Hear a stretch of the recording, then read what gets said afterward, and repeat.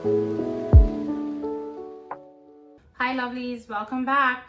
Welcome back to my podcast. Thank you for tuning in. And today, as the title already says, we will be talking about Love is Blind. I love that show. I've been watching it from season 1. Currently, what is airing is season 6. If you're following, you already know that. And so much is happening. It's like, I have to talk about it. And like, I would love to hear your opinion and everything as well. So let's get started. This season, we have 6 couples in total. And of course, it started from the pods and they were all talking to different people. And then we ended up with 6 couples, which as of now, they're in the stage where they're living together, and then they're gonna go to the altar, I think, in the next episode. So we'll see what happens there. But so far, let's start from Brittany and Kenneth. Brittany is a lovely, down-to-earth, homely girl that anyone this season would have been lucky to have. I didn't mind her choice at the beginning. Like at the beginning when they met at the pause and she was talking with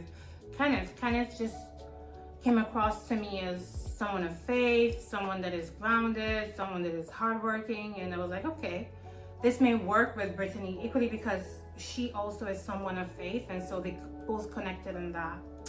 However, once they came out of the pods, Brittany started complaining about the lack of affection from Kenneth, which was quite evident. Like even watching it, you could see that there was a switch.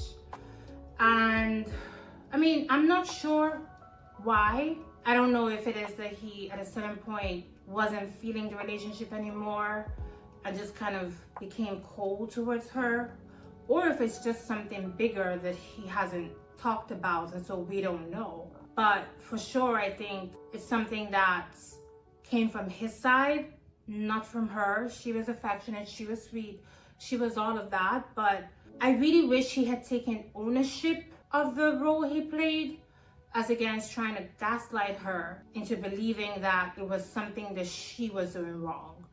And I think that's the only thing that I kind of didn't like seeing. It was a little bit annoying actually, because she, in that specific scene that I'm talking about, she ended up crying and he just seemed very unbothered by everything. And I was like, this girl is so sweet. She doesn't deserve this. Again, not to say that he's a bad person or anything, but this is just how it came across. Like watching it, you just see this girl pouring out her heart and trying to make it work, and the guy really not caring and not even trying, and not owning the fact that he doesn't really want to make an effort.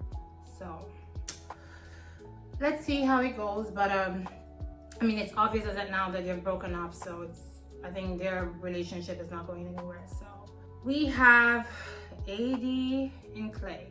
So from the pods, AD had 2 people she was talking to, at least from what we saw. And that was Clay and Matthew. Well, Clay was all the way in for AD from the beginning, I think. She was leaning towards Matthew more at the beginning, in my opinion. And I think it was because Matthew was not the typical guy she would go for, whereas Clay was usually what she would go for. And just as she has explained many times, what she's been going for hasn't been working for her. So she was really trying to just go the opposite direction. And even though Matthew came across as weird, he just kind of came across as like uncomfortable, to say the least, and not knowing how to relate and connect with both the people, the girls in the pods and also the guys in the house. Even though that when I saw how he just became so sweet and became so comfortable talking to AD, I really thought it could work. I was rooting for them. I was like, wow, this is sweet, this is beautiful, I see this working. That's what I thought until I didn't think that. And what changed that was when we had, that was AD overheard Amber, another girl that Matthew was talking to, which we didn't really get to see much of that, so we just kind of heard from the conversation that Amber was having and AD had with Amber, that the same things that he said to her specifically about being ready to leave with her and whatever, she also said to Amber. Now keep in mind, we didn't see it, but this is what was reported by the girls, and AD went and told Amber about it, which led Amber to leaving the show. And after that, you know, we had Matthew not wanting to stay anymore and leaving the show and saying he wanted to go after Amber and all of that. I don't know exactly what happened there. I think at the reunion we'll probably get more clarity.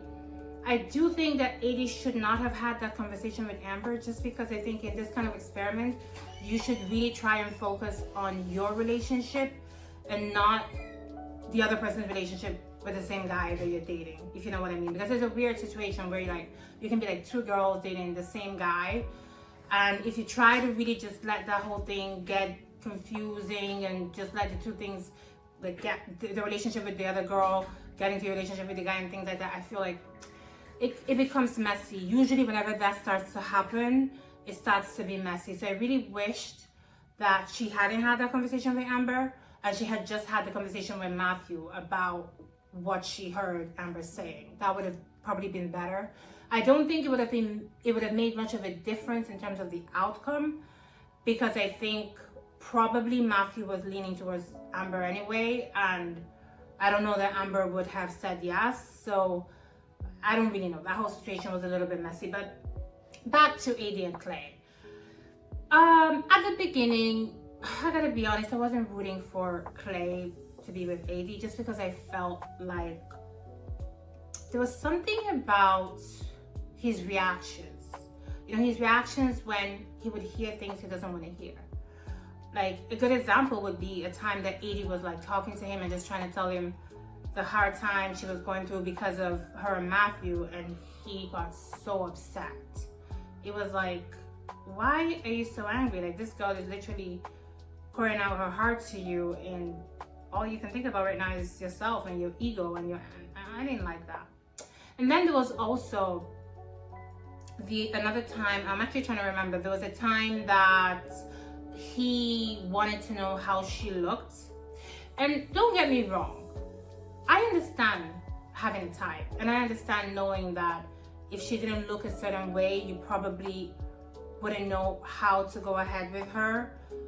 But I do think it was disrespectful to ask for that, being that you were in an experiment that was specifically called Love is Blind, and so you were not supposed to know how she looked. So I think in that moment when he said that, I mean, that took AD by surprise. It took us, the viewers, by surprise, and it just made me feel like you're coming across as a little bit too superficial, you know, like, and not just asking how she looked, but even going ahead to say what he liked. So it's like, what if she hadn't been this petite girl that he had discovered? He said he liked them petite and things like that. So what if she was like a tall girl? Would you say that you wouldn't go for her because she's tall and she's not petite? So like, the whole thing just really didn't, left a sour taste in my mouth, to be honest. And eventually, like, when they did get together and get engaged, more even came out, and that is his fear of cheating. And I'm just saying it the way I heard it. That's what it is, right? His fear of cheating. He talks about the situation with his father and how his father cheated on his mom, and that ended up leading to the end of their marriage, and he fears that he would repeat that. Now, first of all, I really do think it's beautiful that he was being vulnerable and just letting his guards down and letting AD in. But at the same time, I also think that in as much as that was a vulnerable moment of his, that was also an obvious red flag. Because what I think is, if you are so scared of cheating, it may be because you know you will. I mean, before this program, he must have been in relationships. He must have had, I mean, he's a good looking guy, right? I'm sure he's had various relationships. If he had never cheated in them, I don't think he would have come to this engagement time with AD so scared of cheating. I think he struggles with being faithful. I think he wants to be faithful, but he struggles with it.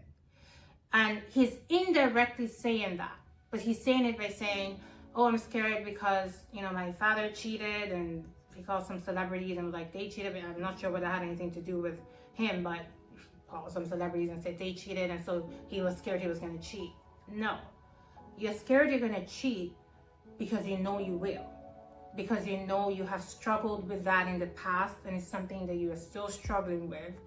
And you're indirectly letting her know, I want to do this with you, but this is something that may happen. I don't see AD really realizing the meaning of the words that he's saying. I see her being happy that he's being vulnerable and just wanting to be there for him and supportive, but missing out on the actual real meaning of what he's saying. That's what I think.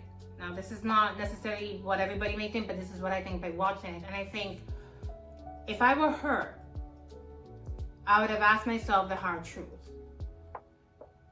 Will I be okay with being with this man even if he cheats? Because it may happen.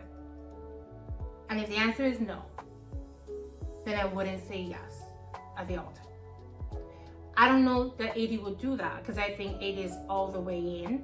And I think AD is not even asking herself those questions, to be honest, because I never heard her in any of the episodes say what I just said. I think she just is like, oh my gosh, I love him and all of that, which I understand, because he seems like a really nice guy, sweet, hardworking, accomplished.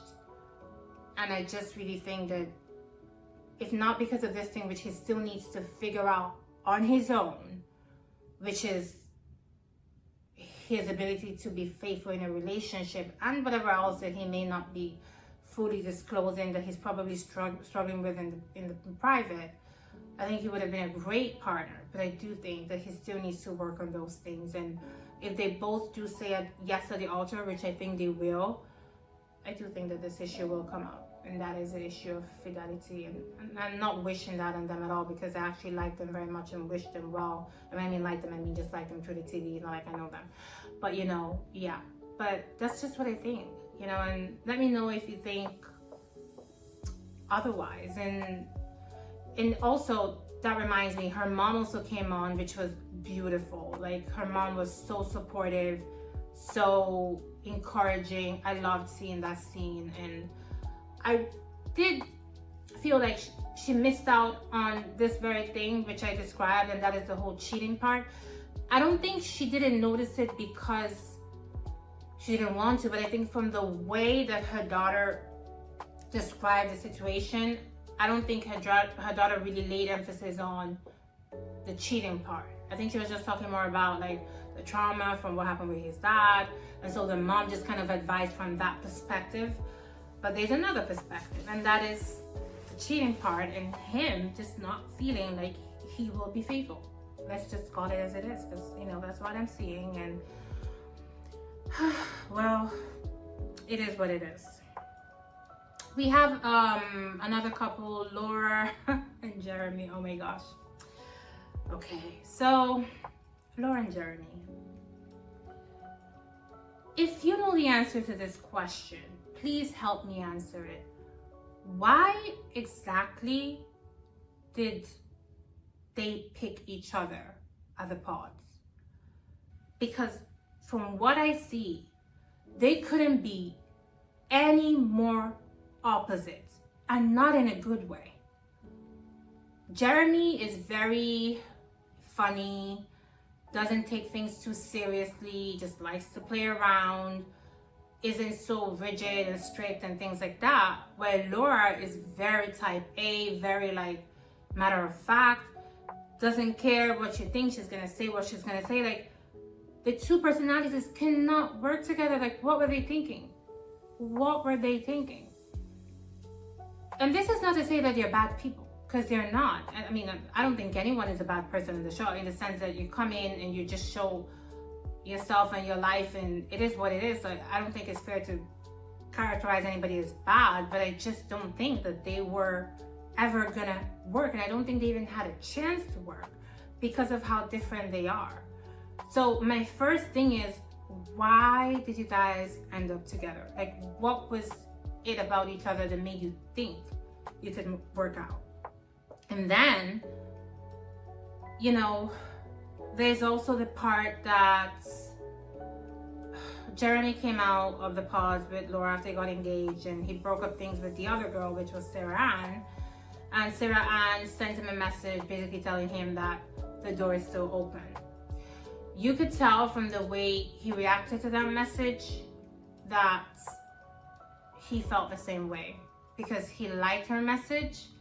He didn't tell her, you know, it's inappropriate to send me this and anything of that sort. So, or he didn't even just say, no, I've made up my mind, you know, move on. He liked her message, which was a way of basically leaving the door open.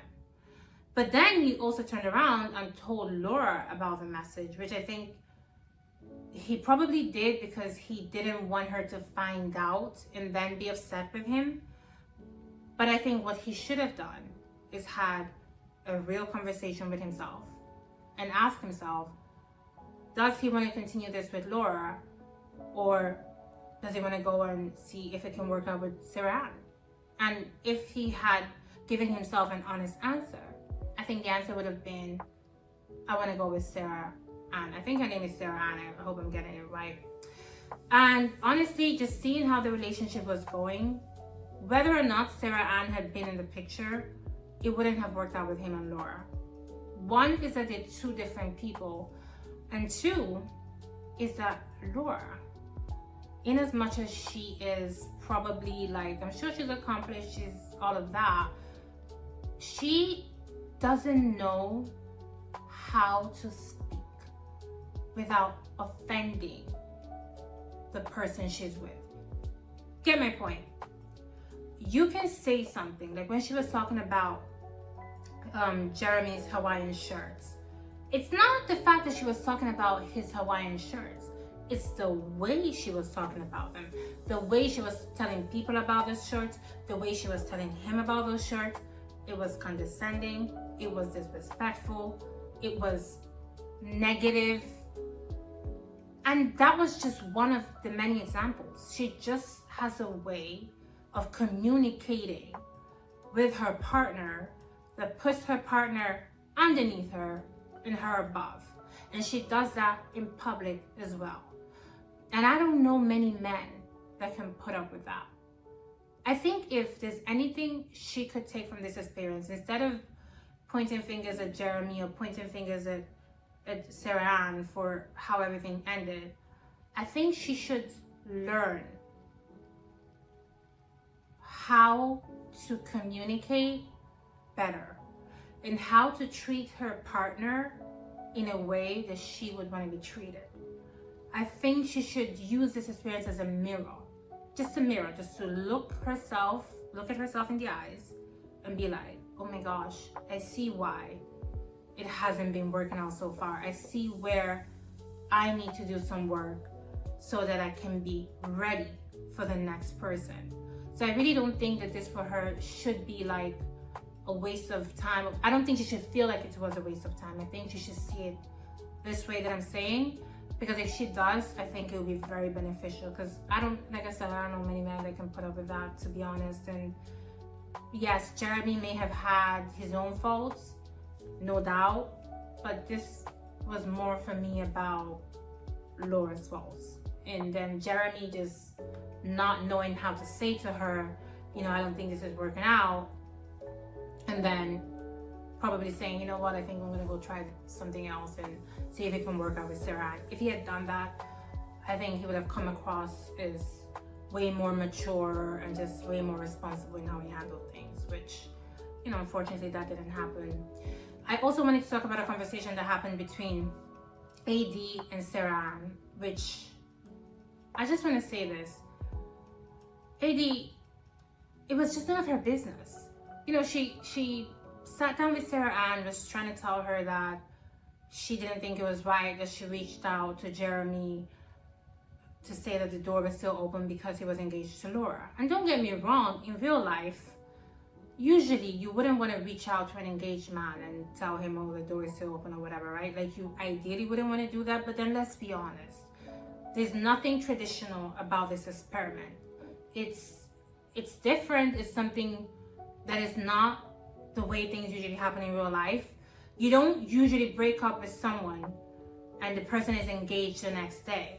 So if you need to have some conversations that you feel like you didn't have while you guys were together, you usually can do it. you usually, if you feel like you still want to get back with the person, you can give the person a call and say, you know what, I think I made a mistake. I think we made a mistake. I think we should try again. But in this case, because of the way the experiment goes, they engage. And some people are able to hold and hide their emotions and move on. While some of the people feel like you're worth fighting for, and so I want to do it. And I don't know how close her and Laura were. Like, I don't know if they were friends or if they were not. But I think, quite frankly, she probably, I'm assuming, must have heard that relationship wasn't working out. Or maybe she just felt, regardless of whether the relationship is working out or not, I just want to know that I tried my best. I don't feel like I said everything I had to say to this guy in the pods. Before he goes ahead to make this decision, I want to say it. And I think it was just more about that than anything else. I don't think it makes her a bad person. I don't think it defines her negatively the way Edie was trying to say. And quite frankly, Edie, if she had put the energy she put into judging Sarah, into actually looking at her relationship with Clay very clearly, she probably would have noticed some red flags that she obviously did not notice. I'm just saying that wasn't really a good look for AD. And not to say that I still like her. I think she's really cool, but that moment was just not a good look for her. We have another couple, Jimmy and Chelsea. Guys, Jimmy and Chelsea. Where do I even start from?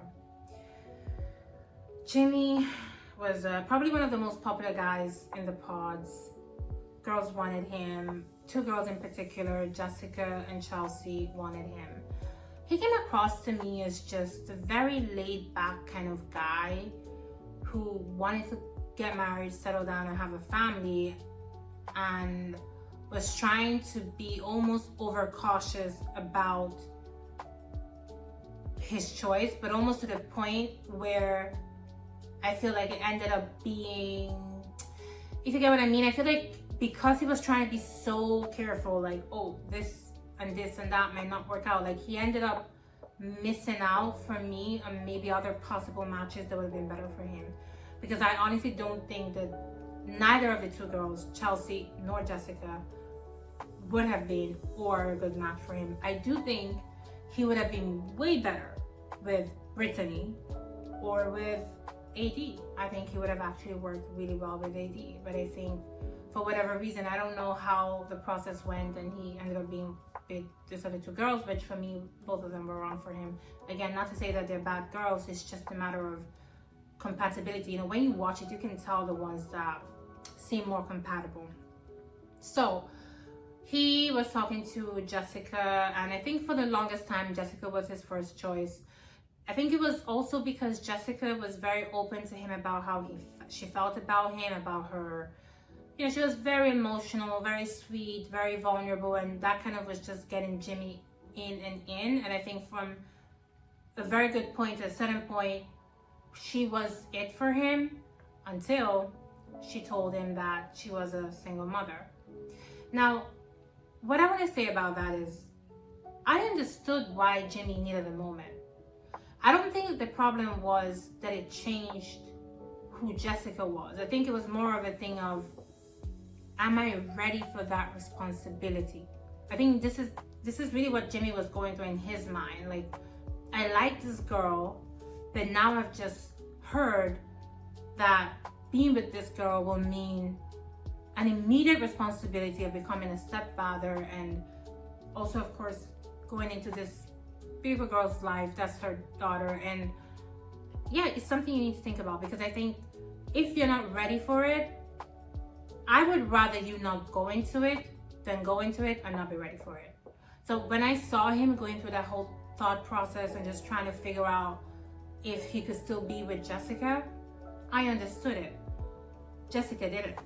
Jessica did not understand it. Jessica got defensive, got combative, and that scared Jimmy away, because Jimmy doesn't like that kind of confrontation. So I think when Jessica started to be that way, Jimmy started to feel like, okay, it's not going to work with this person, because if this is how she reacts when in conflict or when there's a disagreement, then I'm not going to be happy with this person. And that's when he now started to really, really look at Chelsea, because I don't think he really was at the beginning.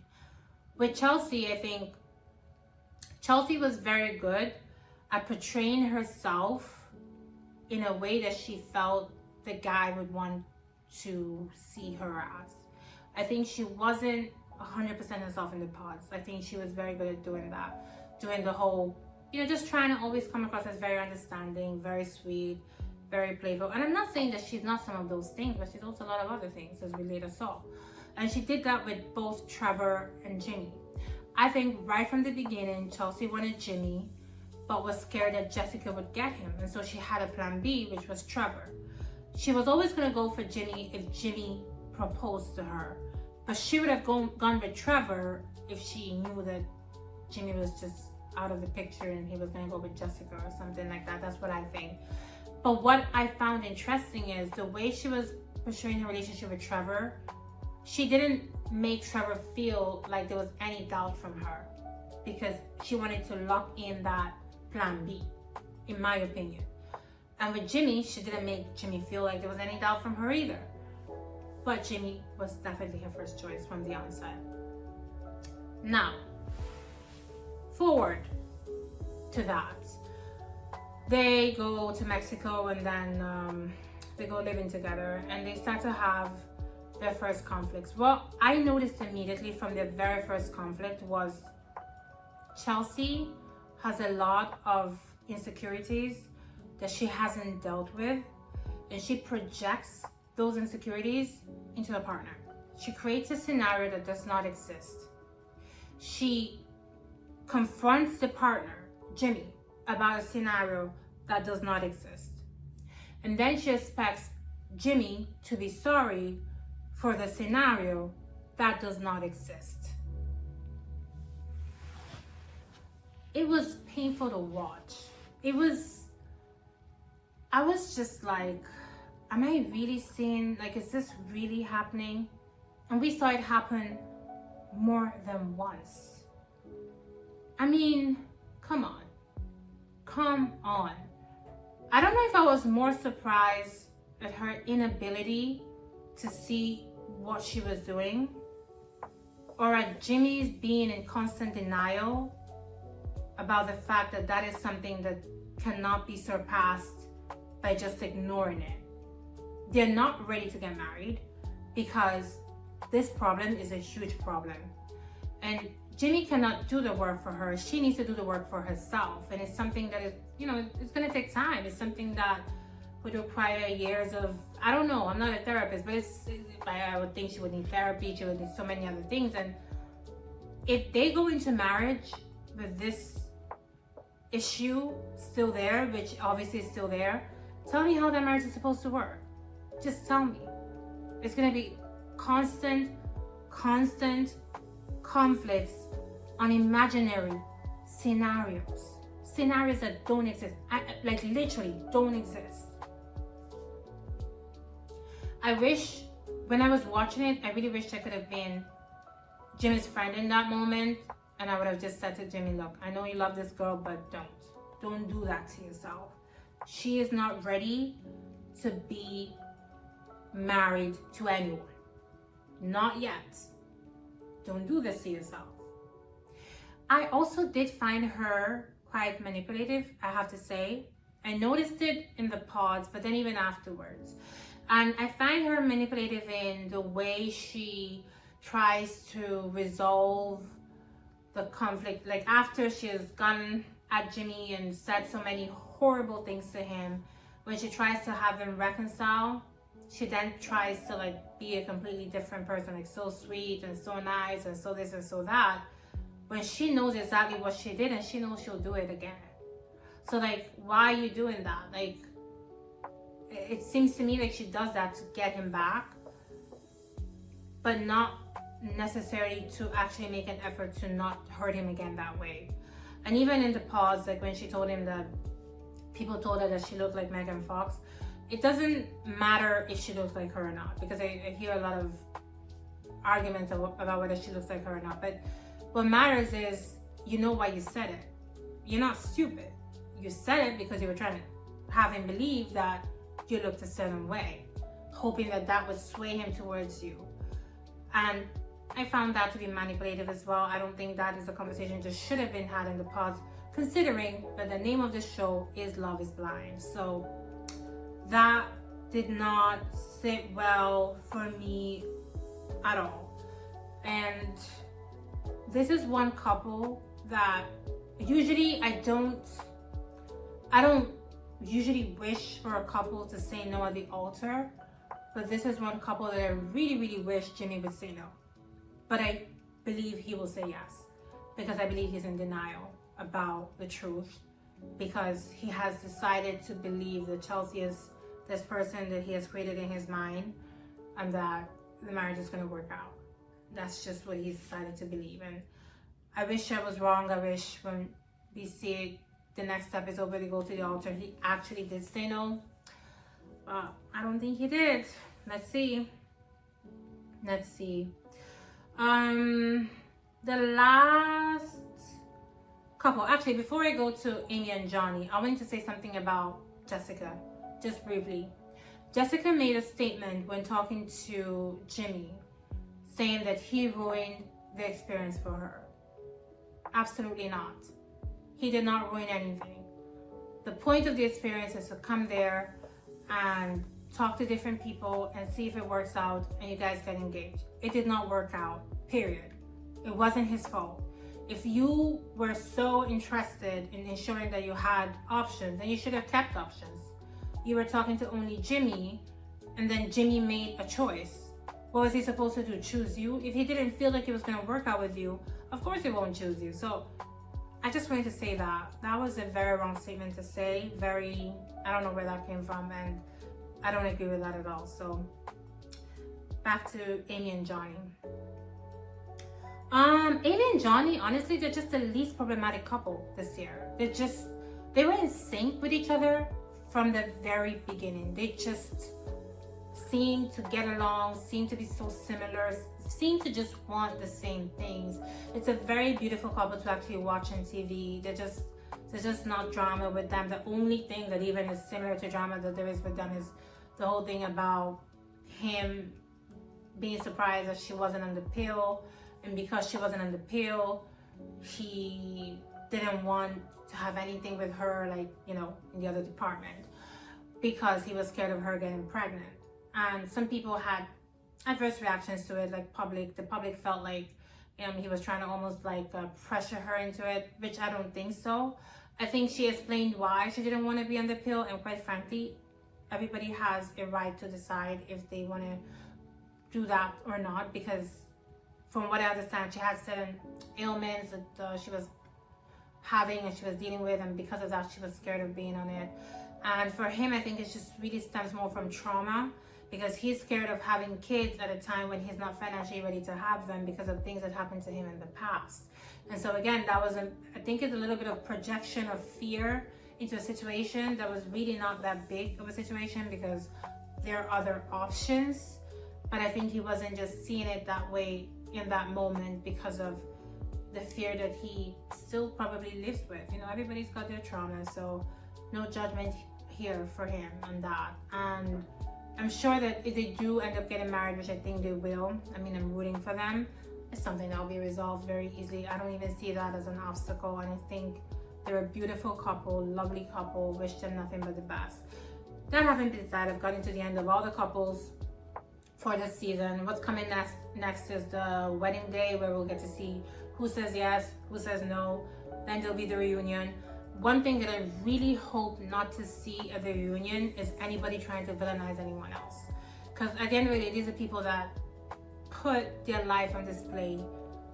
It's not easy, and we're all humans, and sometimes you know better but you don't do better, and that's just being human. So I hope I don't see like AD and Laura and all of them attacking Jeremy, or anybody attacking Chelsea. Like, nobody should attack anybody. Let everybody just say their piece and move on.